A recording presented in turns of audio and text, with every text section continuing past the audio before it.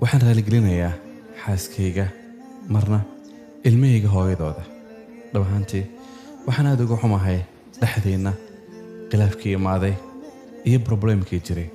laakiin waxaad ogaataa adiga in aad tahay raasamaalka noloshayda iyo farxadda noloshaydaba.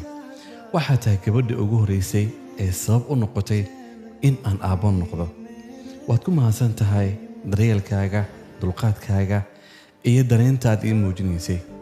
waxaad ogaataa mar walba inaan ku jeclahay, kuna jeclaan doono intii nafta igu jirto.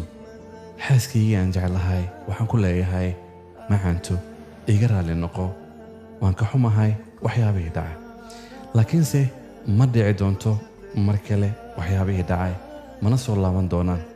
waxaad tahay farxaddayda, raasamaalkayga iyo wax walba oo aan maanta haysto qofka keliya ka dambeeyey ama sababteeda lahaa in aan maanta haysto. waad ku mahadsan tahay garab istaaggaaga iyo dulqaadkaagii faraha badnaa aad mar walba reerka u haysay.